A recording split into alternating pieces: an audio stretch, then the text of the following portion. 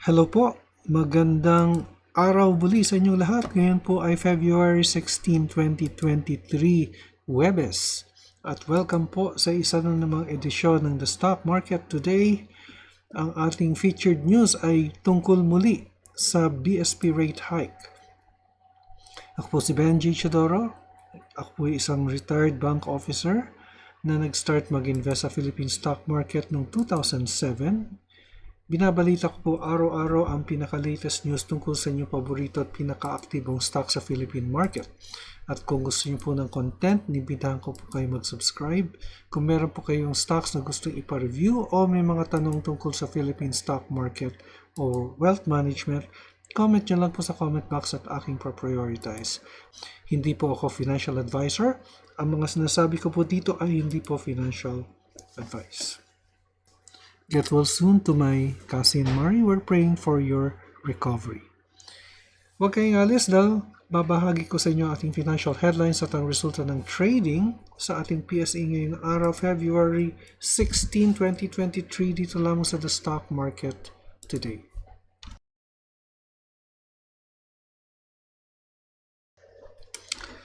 Okay, ang ating news ay matatagpuan po yung headlines dito po sa BDO Securities. Remittances hit record high of $36.1 billion in 2022. BSP likely to hike inflation forecast. Government raises 283.7 billion pesos from RTBs. And AP remains interested in nuclear power. Ito po yung mga corporate news po natin. Fitch says Philippine exposed to LNG spot market volatility as Malapaya supply dwindles. And MER building new substation in Cavite. LNG means liquefied natural gas. Ito po yung Malapaya po natin na malapit na pong maubos. Okay, tingnan po natin ang ating main news nandito po sa Business World. BSP set to hike 2023 inflation forecast. The Bangko Sentral ng Pilipinas will likely raise its average inflation forecast for this year after the faster-than-expected headline print in January. During a Senate hearing on Wednesday, BSP Deputy Governor Francisco G. Daquila Jr. said that the Monetary Board will take the January inflation into account as they hold a policy meeting today, February 16. The January inflation was higher than what we had projected. The BSP's projection for January was only up to 8.3%, but inflation rose to 8.7%, so it was above our projected range, Mr. Daquila said in a mixed English and Filipino. Asked if the 4.5 inflation forecast for 2023 will be increased, Mr. Daquila said, most likely. Headline inflation quickened to 8.7% in January from the 8.1% in December, marking the highest in 14 years since the 9.1% in November. Okay, so yun po ang ating main news. And here in the PhilStar business, global stocks rise after strong US retail sales and better UK inflation data. So right now, ay silipin lang po natin ang ating PSE index. Pero bago yan, meron pong mga comments dito. Si Erwin Flores, ang sabi niya, thank you for the update, sir. More power to your YouTube channel and God bless us all. Maraming salamat, Erwin Flores. So, silipin po natin ng ating index. It's 953 and it's almost flat. 3.84 points up lang po or 0.06%. Nasa 6822.88. Ang most active stocks ay silipin po natin. Number 1 is SM, number 2 is Metro Pacific, number 3 is Ayala Corporation, number 4 is Nickel, and number 5 is Bloom. So mukhang metal prices is increasing abroad, ano? Meantime, MWC is also up at 2.90. All HC is up 318. Yun po. So, as of 9:54 lang yon. So, I'll be back later at 3 p.m. as the market closes to give you the wrap-up for the results of trading for today, February 16, 2023. Don't go away. Okay, we're back. At alas 3:01 na po. At sideways po ang movement ng ating PSE index, ano? Down 1.18 points or 0.09%. Halos hindi po gumalaw. Kaya makikita nyo po, inverted doji yung nakikita natin dito. So it's bearish on the short term and sideways on the medium term, but still bullish on the long term. At sa ngayon, wala pa po tayong balita from the BSP kung magkano po yung hike, rate hike, but for sure, it will be in the vicinity of 50 basis points. Okay, market activity. 102 companies ang bumaba, 80 ang umabante, at 54 ang hindi nagbago. Ang all-share index ay umakyat ng 0.08, almost flat. 0.08% po yun. Sectoral indices, mixed, Ang holding companies, industrials at properties ay umakyat, samantalang ang financials, mining at services ay bumaba. So halos nagka-counter balance po sila, or nagka-counter offset, or nag-offset lang po sila sa ating reflection ng ating index. Most active stock is Metro Pacific, followed by BDO, Glow, AC, and SM. Puro pula sila. Yan po. So ito, MPI, most probably nag-profit taking po yan. At Ali ay umakyat.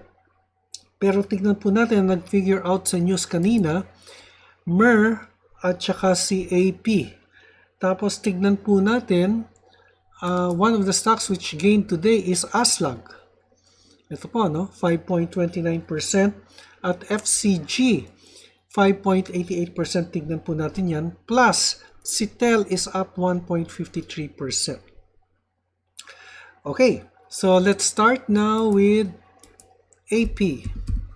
Si AP ay just consolidating, pero mapapansin nyo po ay ito po ay nagkaroon po siya ng breakout muli. Kasi po ito po yung first breakout niya. Pero bumaba po siya, nag-consolidate pababa. And then nag-dip po siya, followed by a consolidation. Actually, this is part of the consolidation. And then umakyat po siya uli. And there was a breakout again. And this is at 3.38% with volume. So this is the highest in, I think, 2 weeks. So I would say this is a breakout.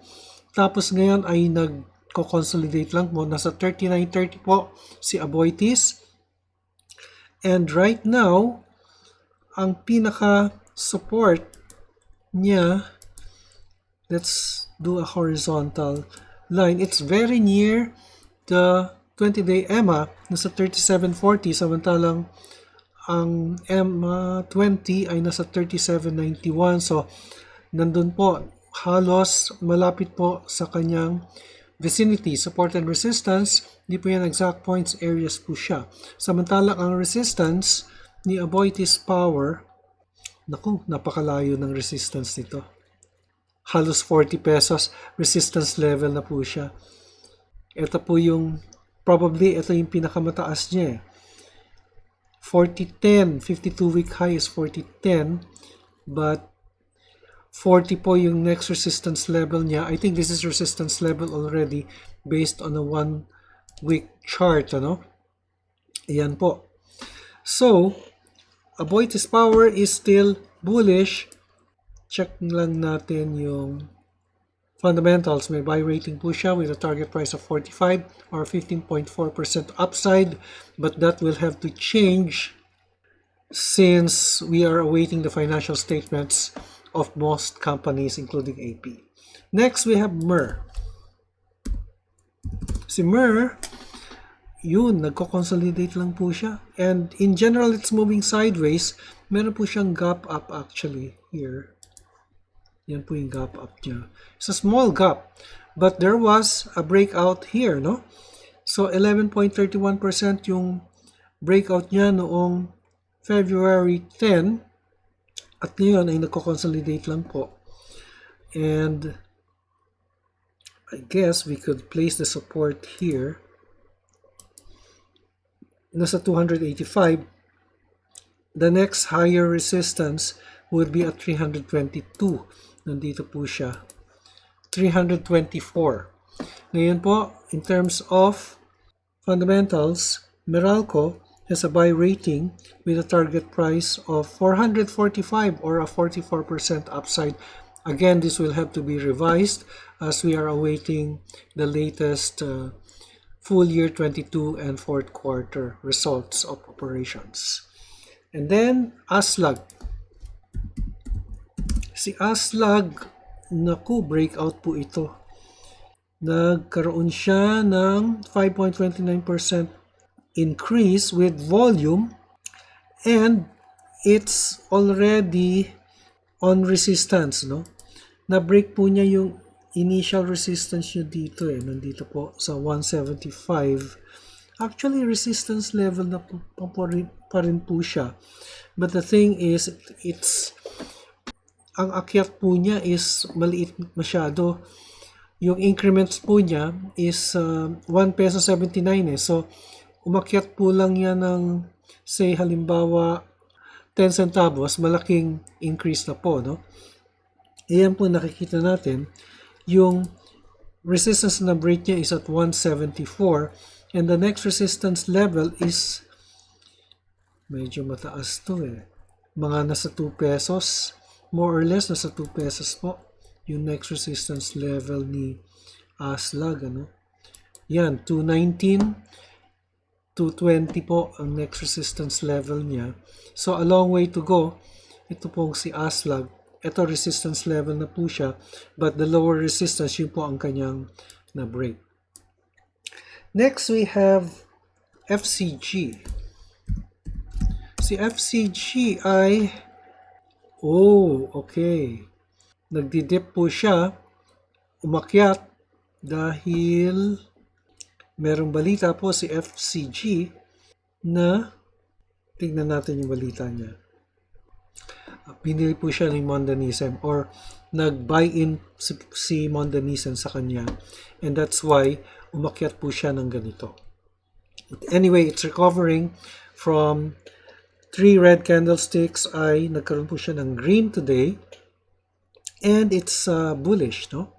At kung magdodraw po tayo ng parallel channel, more or less na break po yung parallel channel niya with this. So right now, maaring kung magtuloy-tuloy po yan ay na-break na po yung parallel channel o na-break na po yung support level. Pero kung umakyat po uli yan, then fina-follow lang po niya yung parallel channel. Support is at 90 centavos or 92. It's 90 right now and resistance at 90. Finally, we have, tignan natin si TEL. Okay, nagdidip lang po si TEL, And negative yung sentiment niya in general with TEL because of the prevailing market conditions plus a not so good news on the class suit in the US, But I know TEL will take care of that. Mahuhusay naman ang management niyan and they will weather that storm, So, pinaka-support po niya ay nandito. Siguro parallel channel ang gawin natin for TEL, Ay hindi. Pinaka-support po niya nandito sa area to Let's draw a 1-week chart. Yan ang pinaka-support niya, nakita ko na. Yan po sa 1251 and the resistance we can put it back to 1 day. Banda rito po ang pinaka-resistance niya. Yan po, nasa 1480. Nakita niyo po na na-cover na po yung gap up dito, or gap down rather. Yan po yung gap down niya. Na-cover na po ng mga candlesticks na nandito. Kinover na po niya. Whenever there is a gap up or a gap down, it will be covered eventually. And it was covered within December 16 to December 19 po yung gap up. Na-cover po niya siya noong January 18 up to January 25, na-cover na po yung gap na ito. Okay, so yan po ang ating report sa stock market. Ika-16 ng Pebrero, ito po si Benji Chodoro nagpapaalala, investment in knowledge pays the best interest. Maraming salamat sa inyong pagsubaybay. Hanggang sa muli, stay safe, God bless. Bye for now.